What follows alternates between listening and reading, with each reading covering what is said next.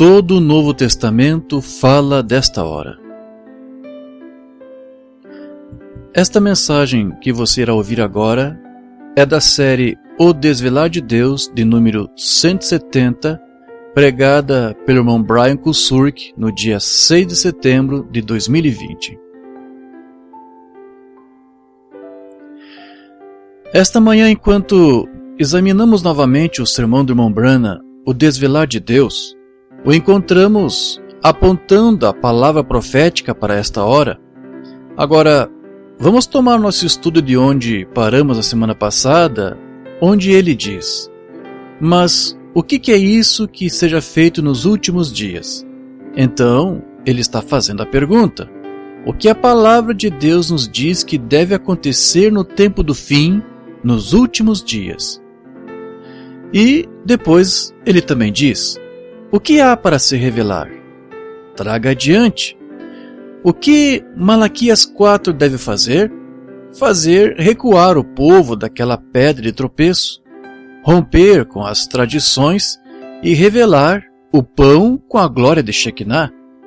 Observe isto amadurecer e produzir exatamente o que lhe disse que faria. Oh, que coisa! Os pães da proposição para esta era. Para a denominação, uma pedra de tropeço, um bando de fanáticos, mas para nós que cremos nele. Agora, a menos que você entenda a Bíblia falada, você não terá a menor ideia do que ele disse aqui. Mas o pão da proposição de que ele fala é um termo bíblico usado para falar do maná que caiu do céu durante o êxodo dos dias de Moisés.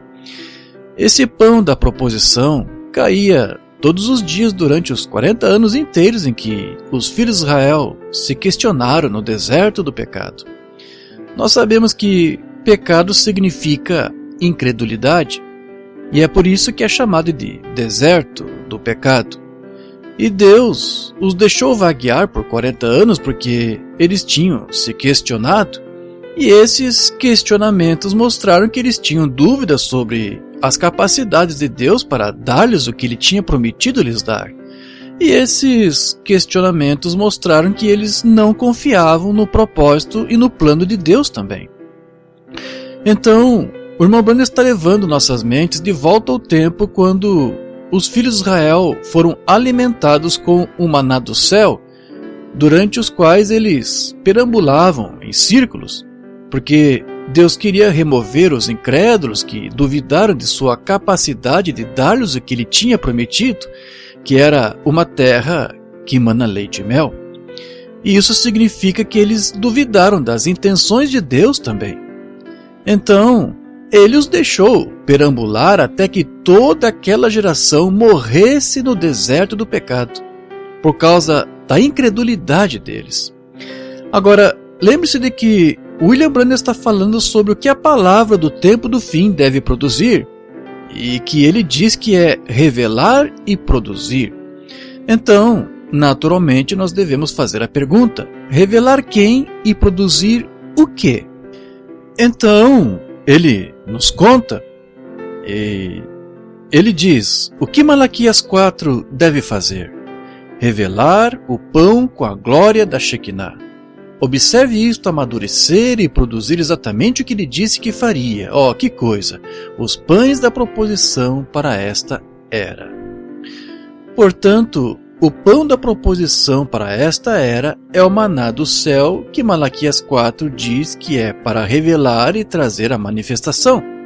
O que significa que o ministério de Malaquias 4 é para amadurecer e produzir filhos de Deus prontos para a adoção. É disso que se trata o amadurecimento.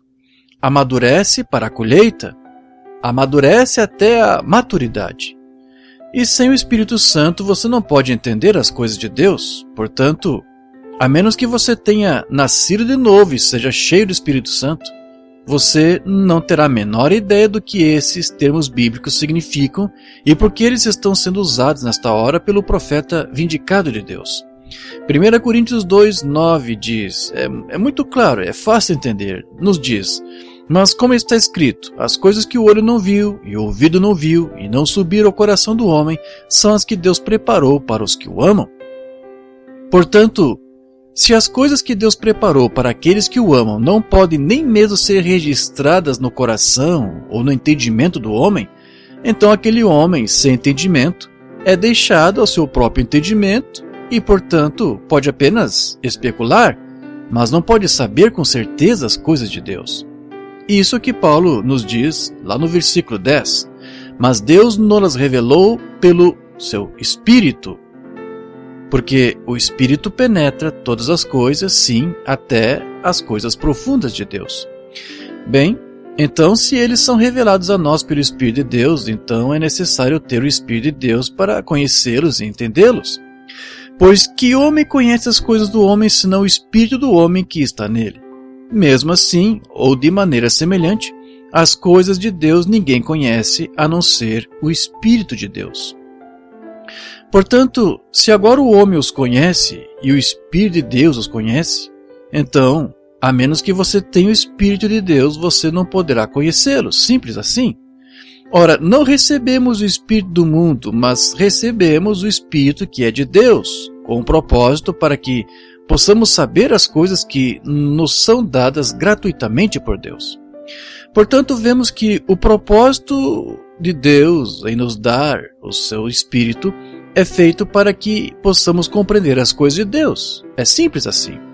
As quais também falamos não com palavras de sabedoria humana, mas com as que o Espírito Santo ensina, comparando as coisas espirituais com as espirituais.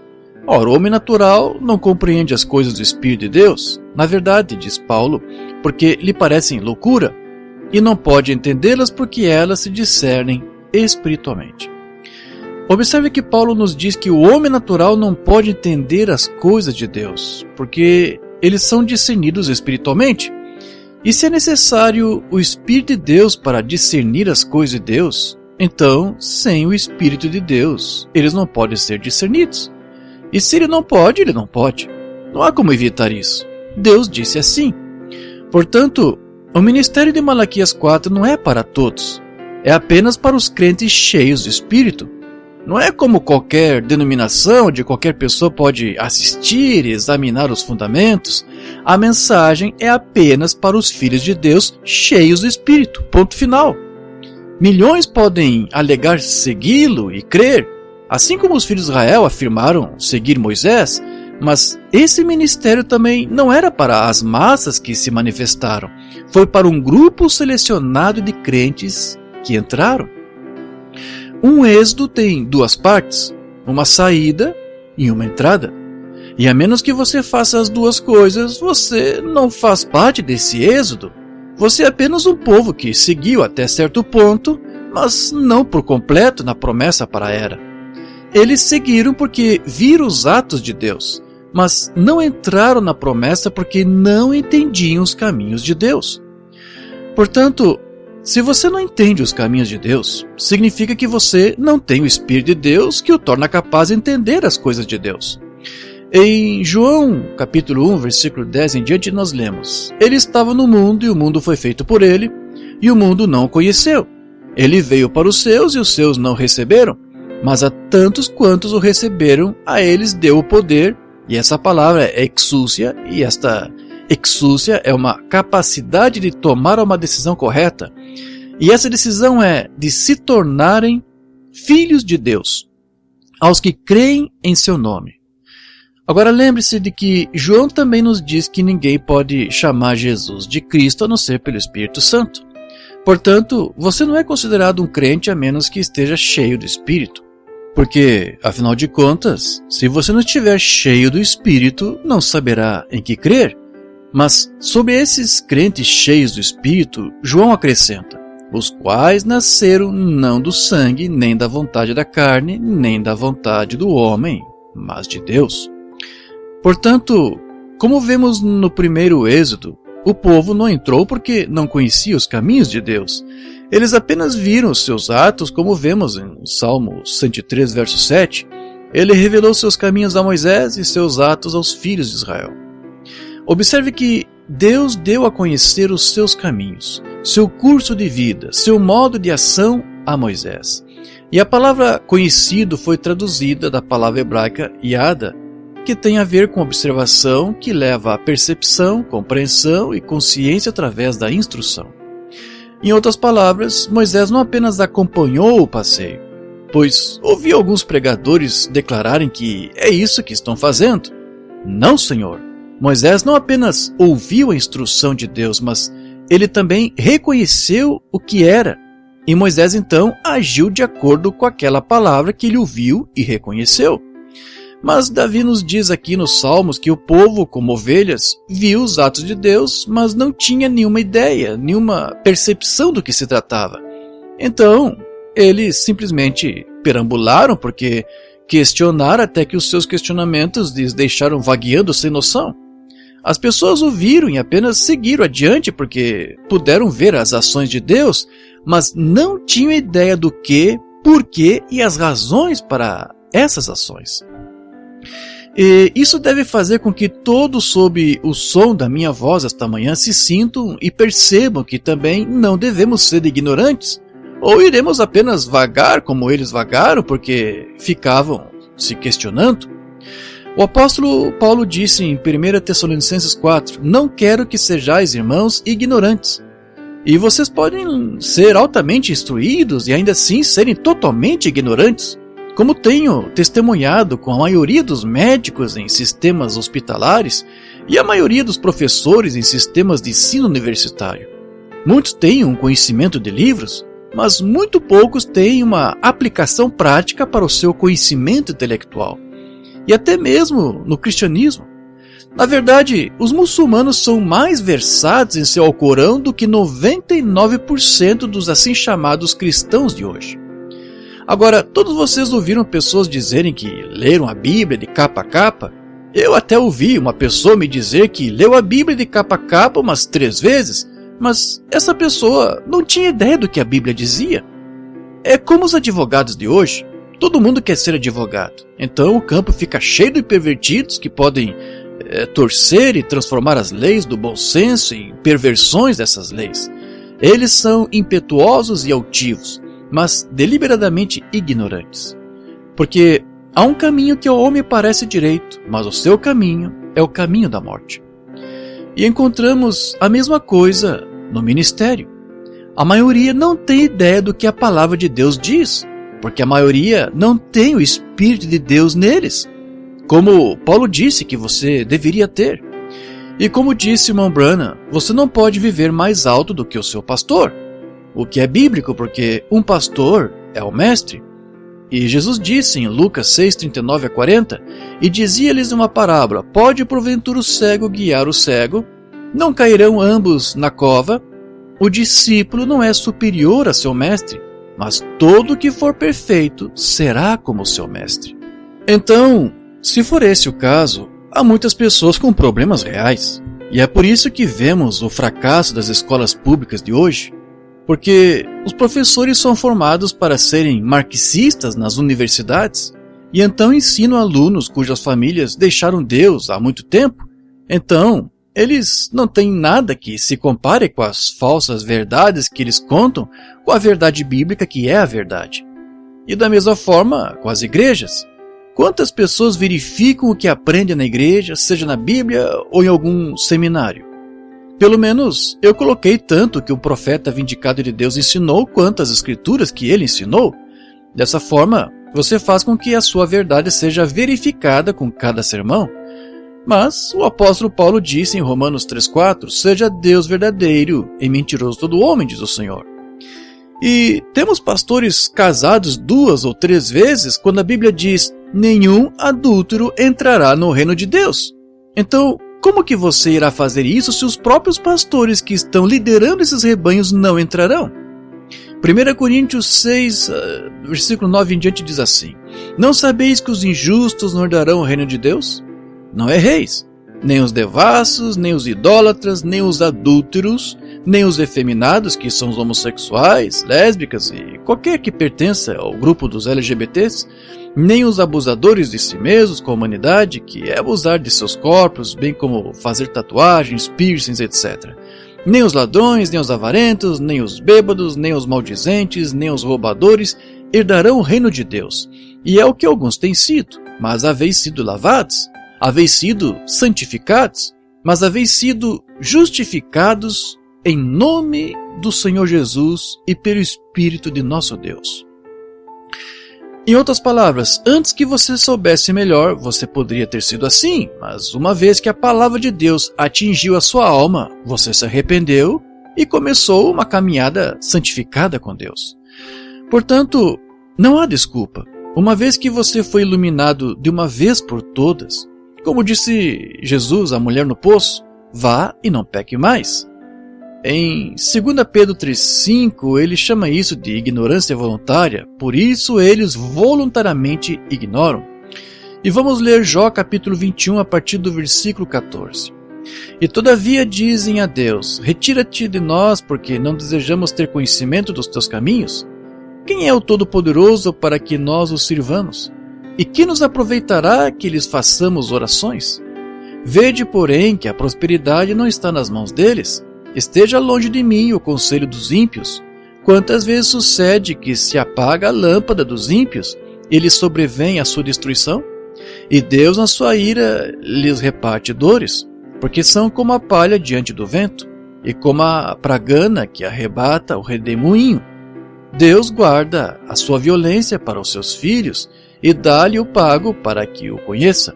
Seus olhos verão a sua ruína, e ele beberá do furor do Todo-Poderoso.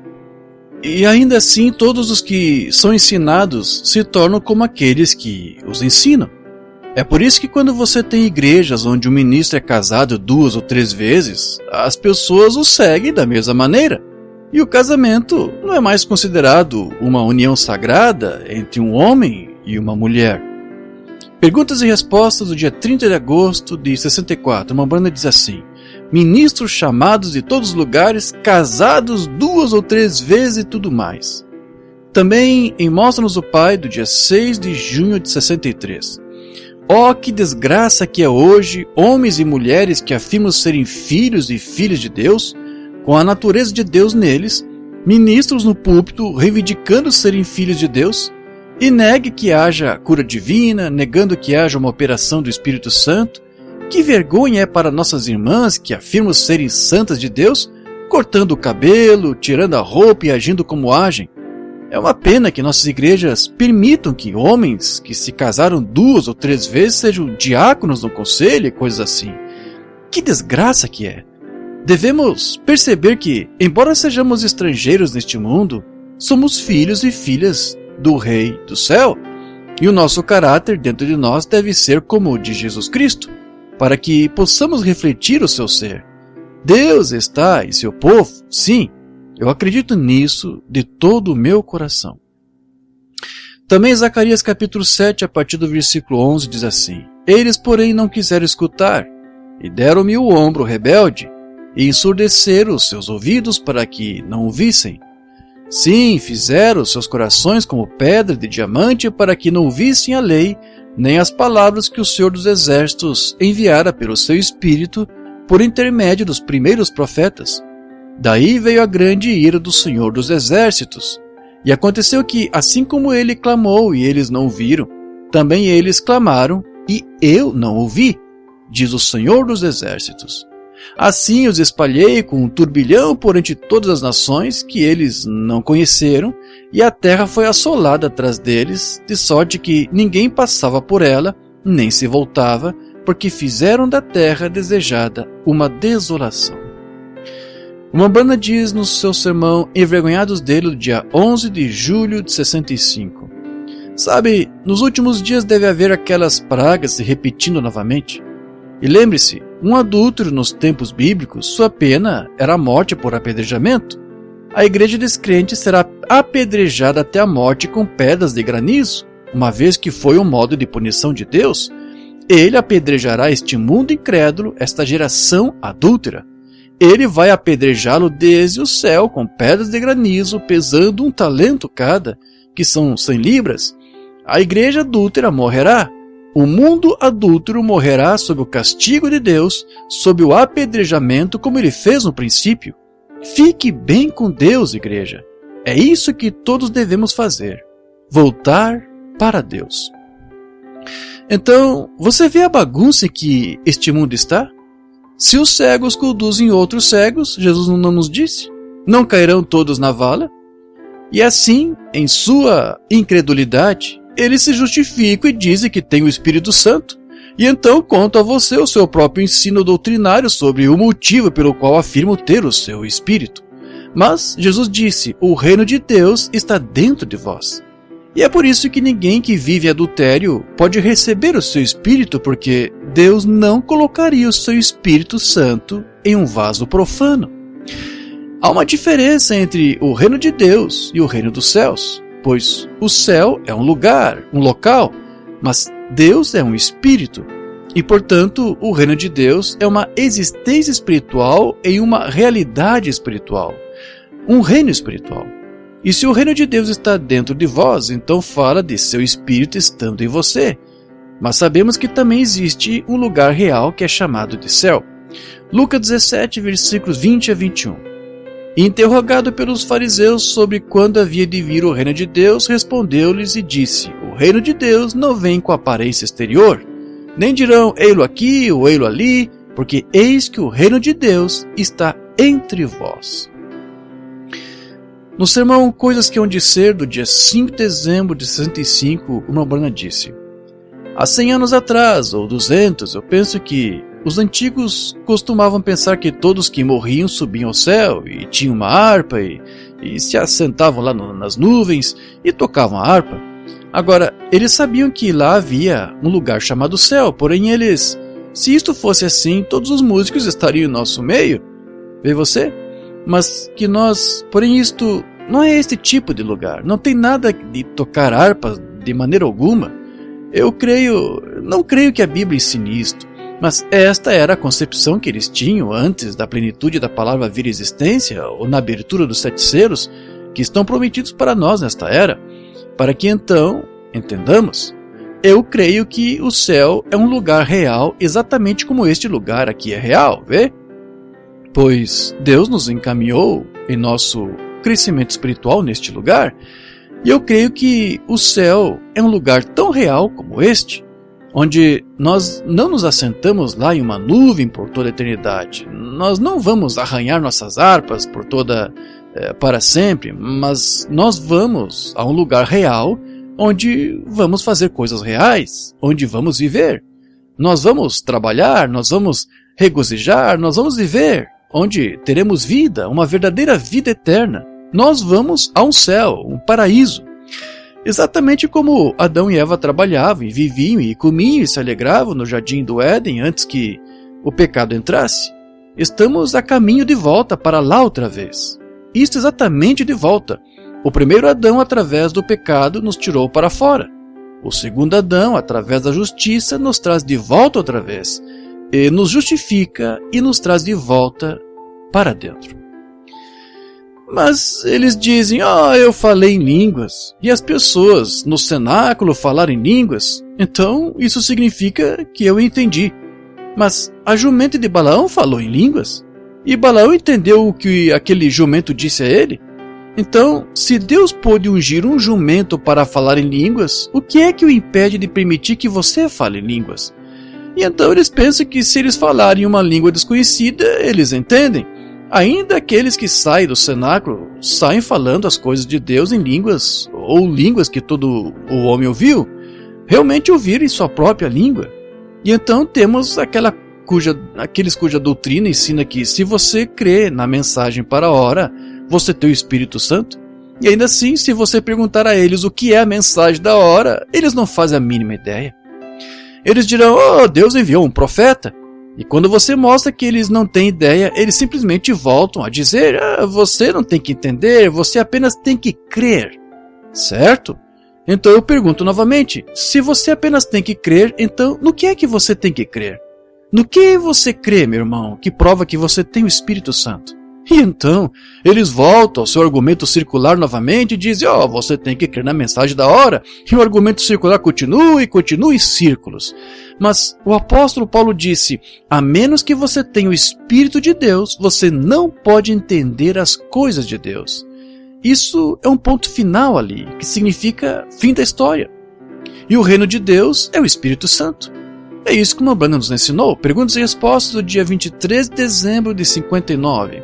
Agora, existe o subconsciente, vê o que é onde a sua mente...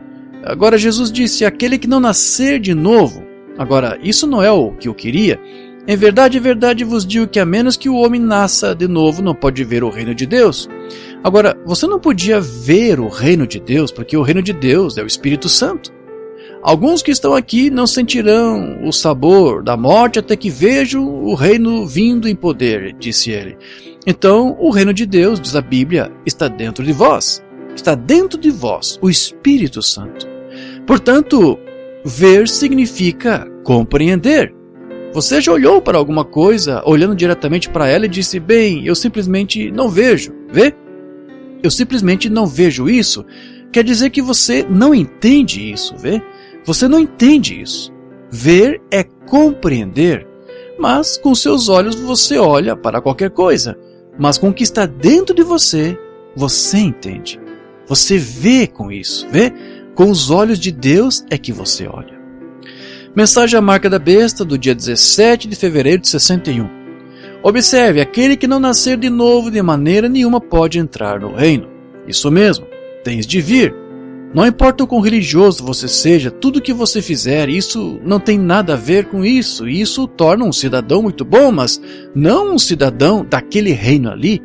Talvez deste reino aqui, mas o reino de Deus está dentro de você. Você nasceu no reino. O reino vem. O reino de Deus é o Espírito Santo. Você pertence a esse reino. Essa é a razão pela qual as mulheres não cortam seus cabelos, não usam shorts. Essa é a razão pela qual os homens não fumam cigarros e coisas assim. Seu espírito lhes ensina a justiça, a santidade. Eles não juram. Eles não usam palavrões e coisas assim. Por quê? Eles nascem do alto. Eles são diferentes. Eles são cidadãos de cima. Agora, eu sei que alguns de vocês podem pensar que isso esteja errado, mas isso é o assim diz o Senhor. Portanto, se você ainda fala mal e jura, ou você ainda não entrou no reino de Deus, ou você se apostatou e o Espírito de Deus partiu. Acabei de ler isso de um profeta vindicado de Deus. É por isso que pessoas imorais não entrarão no céu, porque Deus não colocou seu Espírito nelas. Eu sempre disse, Deus nunca colocaria seu Espírito Santo em um vaso profano. Deixe-me ler a próxima citação que vai matar 2 coelhos com uma cajadada só, se é que você me entende. Na próxima citação, você realmente ouvirá o irmão Branham citando o irmão Veio. Mensagem Humilha-te do dia 14 de julho de 63. Eu verdadeiramente creio que o que o irmão Veio disse é a verdade, de que Deus nunca colocará o seu espírito em um templo profano, iníquo e desobediente. Não. Tem que entrar do modo de purificação de nossos corações, de todo engano e iniquidade, para que nós sejamos puros diante de Deus, para que Ele opere o seu Espírito Santo através de nós, para levar estas coisas a acontecerem. Eu penso que quando você for para casa hoje à noite, se você ler aquele pequeno livro de Judas, você aprenderá muito mesmo do que o irmão Veio disse agora. E ele disse, eu seriamente batalho pela fé que uma vez foi dada aos santos. Eles se distanciaram disso. Como o homem de mente corrupta e assim por diante, tinha entrado e os enganado em direção oposta das coisas verdadeiras de Deus. E Deus somente pode operar tal como nós lhe deixamos operar. E há tantas coisas maravilhosas que eu dizendo, sabe, as pessoas desejam poder e realmente não sabem o que é poder. Está vendo? Elas realmente não sabem o que acompanha isso. O caminho para cima é para baixo, sempre. Se você quer poder, veja quão humilde você pode ser. Somente fuja de todos os pensamentos mundanos e humilhe-se diante de Deus. E então você tem mais poder do que o homem que corre por todo edifício e faz muito barulho. Está vendo? Porque você é capaz de conquistar a si mesmo e comprometer-se a Cristo. Você está vendo? Humilhar-se diante dele. Isso é verdadeiramente poder. Você me mostre uma igreja que seja humilde, verdadeiramente humilde. Não uma arrogância, uma igreja, somente uma igreja dócil e humilde. Eu lhe mostrarei uma igreja que tem o favor e o poder de Deus nela. É isso mesmo. Isso é o que se necessita, humildade. Humilhando-nos diante de Deus, deixando Deus simplesmente operar através de nós. Não tem que se fazer muito barulho. O homem que se humilhar, então, até o ponto em que Deus operará nele tanto o querer quanto o realizar segundo a sua boa vontade, é o homem que Deus pode usar. Mas você tem que morrer para si mesmo primeiro. Como eu disse antes, o apóstolo Paulo disse: a menos que você tenha o Espírito de Deus, você não pode entender as coisas de Deus. Essa é a palavra de Deus, meu irmão, minha irmã. E isso significa nesta hora que se você não tem o Espírito de Deus, você também não pode aceitar esta mensagem de volta à palavra de Deus, porque você nem mesmo entende a palavra de Deus, ou as coisas de Deus, como Paulo declarou. Então, como que você pode aceitar as coisas faladas por um profeta vindicado de volta à palavra de Deus que você não entende? Agora, vamos ler a partir das próximas páginas, o desvelar de Deus. Mas agora, como Apocalipse 10 prometeu, todos os mistérios de Deus que estiverem escondidos nas páginas durante aqueles anos seriam amadurecidos, trazidos à luz na era da mensagem do sétimo anjo. Isso está certo? Claro que está certo. E mais uma vez aquela escritura promete uma revelação dos mistérios, ou como o irmão Branham usa a palavra amadurecimento, que é amadurecimento e manifestação. E depois ele fala de alguma manifestação que ocorreu a respeito da revelação dos mistérios. O que ele disse há 1 ano e 6 meses, cerca de 2 anos agora: vá para Tucson, esteja ao norte de Tucson, uma grande explosão, o que aconteceria, os selos seriam abertos, o selo que revelava essas coisas, volte exatamente como ele disse. O que é isso? Mostra que não pode ser o homem, atinge perfeitamente tão direto quanto pode ser, a cada vez. O que é isso? É a mão de Deus, veja, diante de nós. Certo, então, quando olhamos na semana passada que o Deus que deu a palavra está aqui para cumprir o que ele prometeu, então vemos que essas instâncias de Deus manifestando sua palavra é o cumprimento dela. Como disse o irmão Branham, Deus interpreta a sua palavra fazendo-a acontecer. Nos dias de Moisés vimos a mesma coisa. Mas as pessoas perderam tudo, embora eles vissem os atos de Deus, mas porque eles não entendiam os caminhos de Deus, portanto, eles não tinham ideia do que Deus estava fazendo, embora Moisés tivesse declarado a eles. E hoje vemos a mesma coisa repetidamente. As pessoas não mudam e nem Deus. E então o irmão Branham nos diz que por que ou como que eles perdem o que Deus está fazendo. Ele diz aqui: e porque isso está em um pequeno grupo, velado em carne humana, está velado para o mundo exterior. Ele está escondido do mundo exterior. Ele está se revelando a bebês que aprenderão. Vê? Isso mesmo. Observe que ele disse bebês que querem aprender. E esses são bebês que estão dispostos e querem aprender. 2 Coríntios 8, 11 a 12 diz assim: agora, porém, completai também o já começado, para que, assim como houve a prontidão de vontade, haja também o cumprimento segundo o que tendes. Porque se há prontidão de vontade, será aceita segundo o que qualquer tem, e não segundo o que não tem. Portanto, vemos que Deus nos deu uma mente para sermos capazes de saber e compreender. Mas você deve estar disposto a aplicar essa mente às coisas de Deus a fim de saber e compreender. Porque se você não tem o Espírito de Deus operando em você tanto querer quanto realizar segundo a sua boa vontade, então você não se encontrará disposto nem cumprindo com a sua boa vontade. Isso é o que Paulo está nos dizendo aqui. Agora, isso nos leva de novo ao que nós lemos quando ouvimos Mambana nos dizer: veja, cada parábola na Bíblia, cada tipo da Bíblia está manifestado bem aqui diante de nós. O mesmo Deus na coluna de fogo que escreveu a Bíblia, tanto no Antigo quanto no Novo Testamento, está bem aqui e manifestando isso, mostrando exatamente o que era, interpretando isso de volta. E para ter certeza de que é a interpretação, nós temos a interpretação. Então vamos ver isso acontecer. Veja, é isso. Vamos ver isso se manifestar. Manifestar. Jesus disse: se não faço as obras de meu Pai, não crê em mim. Veja, tem que ser provado. Mas agora, não provado como Jesus, eles colocaram um trapo ao redor de sua cabeça e o bateram na cabeça e disseram: se tu és um profeta, diga-nos quem te bateu, e se tu és um filho de Deus, transforme isto em pão. Veja, isso é o diabo. Se tu és o filho de Deus, saia disso. Quero dizer, a revelação que ele deve fazer. É isso que é. Agora, esta manhã, com o tempo que nos resta, eu quero voltar ao que nós lemos e focar nosso pensamento na primeira coisa que ele disse aqui.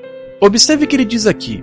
Veja, cada parábola da Bíblia, cada tipo da Bíblia, é manifestado bem aqui diante de nós. O mesmo Deus na coluna de fogo que escreveu a Bíblia, tanto no Antigo quanto no Novo Testamento, está bem aqui e manifestando isso, mostrando exatamente o que era, interpretando isso de volta. E para ter certeza de que é a interpretação, temos a interpretação. Observe que o mesmo que escreveu a palavra disse que está aqui confirmando ao cumpri-la.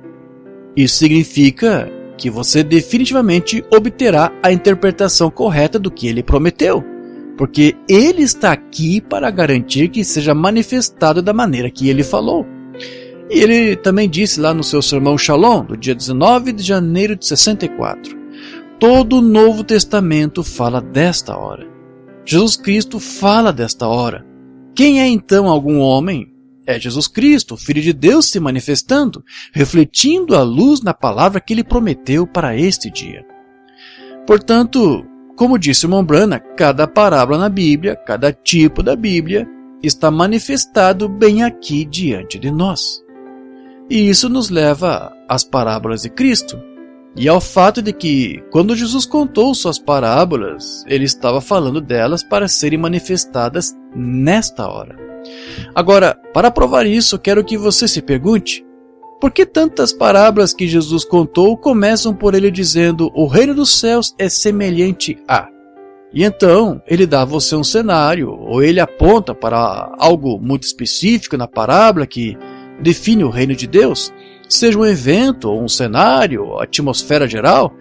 A parábola aponta para algum sinal ou evento e depois ele vincula esse sinal ou evento a um período de tempo em que o rei está em cena reunindo o seu povo. Agora, para entender melhor as parábolas de Cristo, precisamos entender que Jesus nas parábolas nos falou sobre o que esperar quando o reino de Deus fosse estabelecido, ou o que procurar por meio de uma retrospecção quando realmente vemos o que Deus está fazendo aqui. E então começamos uma introspecção por meio da qual começamos a examinar o que esses sinais e eventos são, e o que eles têm a ver com o nosso próprio eu, e a nossa mudança que empreendemos no homem interior, que traz maturidade e uma prontidão adequada para receber o próprio reino dos céus. Agora, retrospecção é ação, ou processo, ou faculdade em que estamos olhando para coisas passadas, ou examinando eventos ou experiências passadas à luz do que está acontecendo. Considerando que a introspecção é o ato de olhar para dentro de si mesmo, uma observação ou exame do próprio estado mental, emocional ou espiritual, e é o processo pelo qual examinamos a nós mesmos para ver em que estado nos encontramos. Em outras palavras, quando entendemos nossos status e nosso estado, sendo que nosso status é sermos filhos de Deus, e o nosso estado é, em retrospecto, nossa posição como filhos, onde estamos em relação a onde Deus quer que estejamos. Começamos nossa nova criação como uma criança recém-nascida na família de Deus, pois por um Espírito fomos todos batizados em um corpo. Mas onde estamos comparado a onde Deus quer que estejamos? Essa é a questão. Onde estamos em nosso ciclo de adoção em comparação com os filhos e filhas totalmente maduros e prontos para a adoção que Ele nos trouxe à luz? E tanto a retrospecção quanto a introspecção vem da palavra raiz para inspecionar, que significa olhar cuidadosamente para ou por cima, ver de perto e criticamente. Em outras palavras, uma condição em que nos observamos ou nos examinamos em relação ao dia ou expectativa do dia, para ver, observar, perceber ou notar. Olhar com atenção e com a intenção ou aprender algo, observar, ver ou notar. Agora, aqui é onde chegaremos esta manhã. Existem 32 passagens bíblicas onde as palavras reino dos céus são usadas e todas elas se encontram no livro de Mateus. Todas elas são faladas pelo nosso próprio Senhor Jesus Cristo, ou então são ditas por ele na forma de uma pergunta sobre o reino dos céus. Agora, antes de encerrarmos esta manhã, eu só quero ler todos os 32 versículos para vocês onde as Escrituras falam do reino dos céus, porque então, esta noite, em nosso culto de ceia, iremos comparar esses versículos da Escritura com aqueles que falam do reino de Deus. Vamos ver aqui então versos sobre o reino dos céus. Mateus 3:2. E dizendo, arrependei-vos porque se aproxima o reino dos céus. Agora, este é João Batista falando sobre o rei que virá em breve, Jesus o Messias. Mateus 4:17. Desde então Jesus começou a pregar e a dizer, arrependei-vos porque o reino dos céus se aproxima. Mateus 5, verso 3. Bem-aventurados os humildes de espírito, porque deles é o reino dos céus. Mateus 5, verso 10. Bem-aventurados os que são perseguidos por causa da justiça, porque deles é o reino dos céus. Mateus 5, 19. Portanto, qualquer que violar um desses mandamentos mínimos e assim ensinar aos homens será chamado o menor no reino dos céus, mas o que os fizer e o ensinar será chamado o grande no reino dos céus. Portanto, vemos neste versículo que haverá uma classificação no reino dos céus. Embora não haja nenhum judeu ou gentio, nenhum escravo ou livre, ainda assim haverá uma classificação naquele reino dos céus. Vemos aqui que Jesus diz que se você fizer alguma coisa negativa, será considerado o menor, mas se fizer ensinar esses mandamentos, será chamado de o grande no reino dos céus. Ok. Mateus capítulo 5, versículo 20. Pois eu vos digo que se a vossa justiça não exceder a dos escribas e fariseus, de maneira nenhuma entrareis no reino dos céus. Mateus 7, 21. Nem todo mundo que me diz Senhor, Senhor, entrará no reino dos céus, mas aquele que faz a vontade de meu Pai, que está nos céus. Mateus 17. E indo pregai dizendo, o reino dos céus está próximo. Mateus 11, 11. Em verdade vos digo que entre os nascidos de mulher não surgiu outro maior do que João o Batista, mas aquele que é o menor no reino dos céus é maior do que ele. Mateus 11, 12. E desde os dias de João Batista até agora, o reino dos céus sofre violência, e os violentos tomam a força. Agora, esta é uma tradução muito difícil aqui, mas se você notar o período de tempo que ele fala de João até agora, a tradução Oeste expressa isso lindamente, porque aqueles que são cheios do Espírito não são violentos. Então, as palavras da tradução da Bíblia em King James que ela usa não mostra adequadamente o verdadeiro significado aqui. Em verdade vos digo, não surgiu entre os nascidos de mulher maior do que João, o batizador. No entanto, a pessoa de posição mais humilde no reino dos céus é maior do que ele. Na verdade, desde os dias de João Batista até este momento, o reino dos céus está sendo tomado de assalto e os fortes e poderosos o reivindicam para si mesmos, por toda a lei e profetas profetizados até João. E supondo que você esteja disposto a receber o seguinte favoravelmente, ele mesmo é o Elias, aquele que está para vir. Quem tem ouvidos para ouvir, ouça. Agora pense sobre a sua escolha da palavra assalto ou tempestade, usada enquanto o rei Tiago usou violência, porque desde que o William Branham veio, o Elias desta hora, o assalto está sobre nós. Donald Trump realmente gritou que estamos entrando em uma tempestade e tem havido violência sobre violência desde então. O que ele não está ciente, porém, é que esta violência ou tempestade tem mais a ver com o reino dos céus estar pronto para vir do que qualquer outra coisa. Ele vê isso como político, e ainda assim é política versus um reino cristão real. Na tradução de A Voz de Mateus 11, 11 a 13 diz assim: Todos os profetas da antiguidade, todos da lei, tudo isso foi profecia que aconteceu ou antecedeu na vinda de João. Agora, isso meio que nos prepara para este ponto, aqui e agora. Quando João Batista veio, o reino dos céus começou a irromper sobre nós, e aqueles que estão no poder estão tentando reprimir isso. Por que você acha que João está na prisão? Se você pudesse ver, João é o Elias, o profeta que nos foi prometido que viria e que prepararia o caminho. Portanto, quando o ministério de Elias entra em cena, começa a guerra contra os governantes políticos, como vimos nos dias de Elias contra o governo controlado por Jezabel. Toda essa tempestade que vemos deve dizer a você que estamos chegando muito, muito perto da vinda da ressurreição e da vinda de nosso Rei, Jesus. Mateus 23, versículo 13. Mas ai de vós, escribas e fariseus hipócritas, pois fechais o reino dos céus contra os homens, pois vós não entrais nem aos que estão entrando. Aí está a sua tempestade. Mateus 13, 11. E ele respondendo, disse-lhes, porque a vós é dado conhecer os mistérios do reino dos céus, mas a eles não é dado. Mateus 13, 24. Outra parábola lhes propôs, dizendo, o reino dos céus é semelhante a um homem que semeou a boa semente no seu campo. Mateus 13, 31. Outra parábola lhes apresentou, dizendo, o reino dos céus é semelhante a um grão de mostarda que um homem tomou e semeou no seu campo. Mateus 13, 33. Outra parábola lhes falou, o reino dos céus é semelhante ao fermento que uma mulher toma e introduz em 3 medidas de farinha até que tudo esteja levedado. Mateus 13, 44. Novamente o reino dos céus é semelhante a um tesouro escondido no campo, o que quando o homem acha, ele o esconde e por gozo vai, vende tudo o que possui e compra aquele campo. 13:45 de Mateus. Novamente o reino dos céus é semelhante a um comerciante que busca belas pérolas. Mateus 13:47. Mais uma vez, o reino dos céus é como uma rede que foi lançada ao mar e recolhida de toda espécie.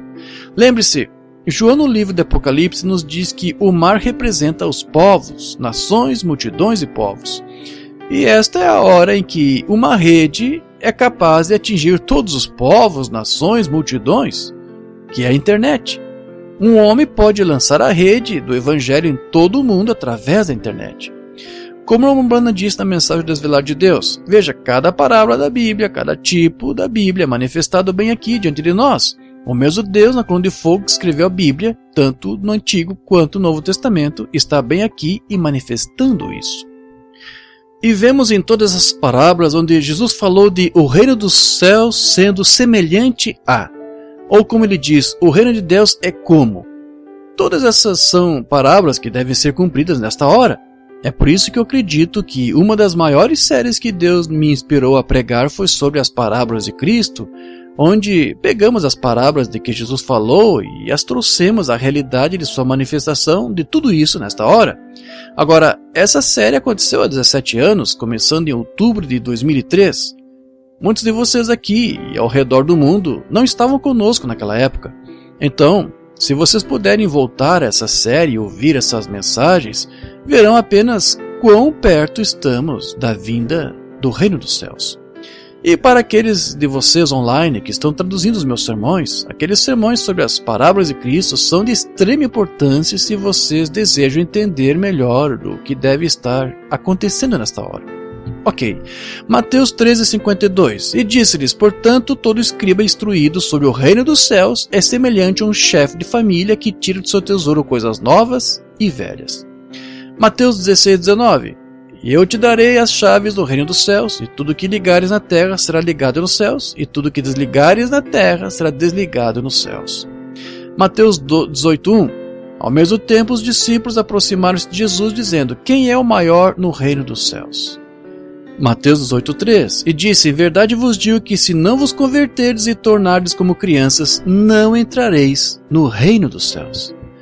Portanto, qualquer homem que não for convertido, o que significa que ele não nasceu de novo, não entrará no reino dos céus. Isso significa que apenas aqueles do reino de Deus, cheios do Espírito, serão capazes de entrar no reino dos céus, o lugar que ele foi estabelecer. Mateus 18, verso 4. Portanto, qualquer que se humilhar como essa criança, esse é o maior no reino dos céus. Mateus 8:11, digo-vos que muitos virão do Oriente e do Ocidente e se assentarão com Abraão, Isaque e Jacó no reino dos céus. Observe o lugar. Mateus 18:23, portanto o reino dos céus é semelhante a um certo rei que faria caso de seus servos. Mateus 19:14, mas Jesus disse, deixai vir as criancinhas e não os impeçais de vir a mim, porque dos tais é o reino dos céus. Mateus 19, verso 23.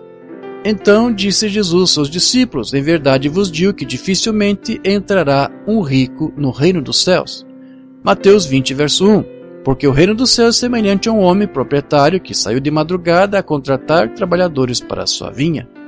Mateus 22:2. O reino dos céus é semelhante a um certo rei que casou seu filho em casamento. Mateus 25, verso 1. Então, o reino dos céus será semelhante a 10 virgens que tomaram suas lâmpadas e saíram ao encontro do noivo. E por último, Mateus 25, verso 14.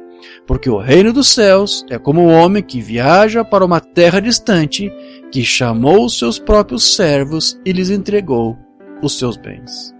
Amém.